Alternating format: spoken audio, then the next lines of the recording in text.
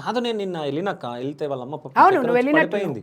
పడిపోయింది, అసలు మాట్లాడలేదు, అసలు ఏ అసలు ఏం తింటలేదంట అసలు పాపం. అంతకుముందు ఎంత బాగున్నారు తెలుసా ఆ ఫ్యామిలీ, చక్కగా ఉన్న ఫ్యామిలీ వచ్చేసి వాళ్ళ ఇంట్లో చిచ్చు పెట్టి అలా వాళ్ళకి ఇక జీవితంలో సుఖము నవ్వులు ఉండవు ఇక ఇంకెక్కడ అది మర్చిపోనిక రాదు. అమ్మాయి మర్చిపోయేటట్టు ఉందా, ఎంత చక్కగా ఉంది అమ్మాయి. సో వాడి కోసం వీళ్ళు అప్పు చేసిరంట, ఆ అప్పుకి ఆ ఇల్లు కూడా వెళ్ళిపోతుంది. అసలు ఇల్లు అప్పుకి వెళ్ళిపోతుందంట. నేను అక్కడ చూసిన వానికి 2 గుంటలు కొనిచ్చిన 12,50,000 పెట్టి. ఈ దొంగనా కొడుకు వచ్చి ఏమన్నాడు, కట్నము ఏదొద్దు పిల్లుంటే చాలన్నాడు. వచ్చిండు, చేంజ్ చేపిచ్చిరు, బండి కొనిచ్చిరు, పైసలు ఇచ్చిరు, సామాను కొనిచ్చిరు, ఇంట్లో పెట్టుకుర్రు. వాళ్ళ అమ్మకి సిగ్గు లేదు, శరం లేదు. ఆడదాని కట్నం గురించా? ఆడదాని కట్నం ఎవడు సంతలో పశువుని కొంటారు. ఇవాళ రేపట్లో వరకట్నం ఎక్కడుంది శివ?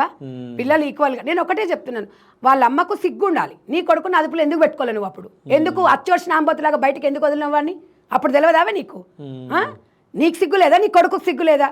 ఇప్పుడు మీ దగ్గరికి వైష్ణవి వచ్చిందా? వైష్ణవి దగ్గర నీ కొడుకు వచ్చిండా? సిగ్గు లేదని నీ ఉంటే నీ కొడుకుని చంపాడుచుండే. నువ్వు వైష్ణవిని చంపానని ఎట్లా ప్రేరేపిస్తావే? ఏం ప్రేరేపించేందుకు పోయి అందులో ఉన్నావా? సిగ్గుండాలి. నీలాంటి తల్లులు ఉన్నారనుకో ఊరికి కాదు రాష్ట్రానికి ఒకరు కూడా ఉండొద్దు. ఇలాంటి వాళ్ళు నిజంగా శిక్ష పడాలి, ఊరి నుంచి వెలవేయాలి. శిక్ష పడడానికి ఇప్పుడు ఏం లేదు కదా, నిజం చెప్పాలంటే వాళ్ళకు ఉరి శిక్ష పడుతుందా? ఇప్పుడు మనం అనేది ఏంటంటే అక్కడ ఇంకొకటి శివ, కొన్ని చంపినప్పుడు కొన్ని మర్డర్స్ జరిగినప్పుడు శిక్ష అనేది కొన్ని ఉంటాయి దాంట్లో. అంటే ఇప్పుడు అందుకే వాళ్ళు ఫింగర్ ప్రింట్స్ ఇవన్నీ తీసుకెళ్తారు కదా. ఇప్పుడు వాంటెడ్లీ జరగడం వేరు, అన్ఫార్చునేట్లీ ఏదన్నా మనం తాకరాని చోట చనిపోయినా కూడా వాడు ఒక ప్లాన్తో చేశాడు. కత్తి అనేది మెత్త కింద పెట్టుకున్నాడు.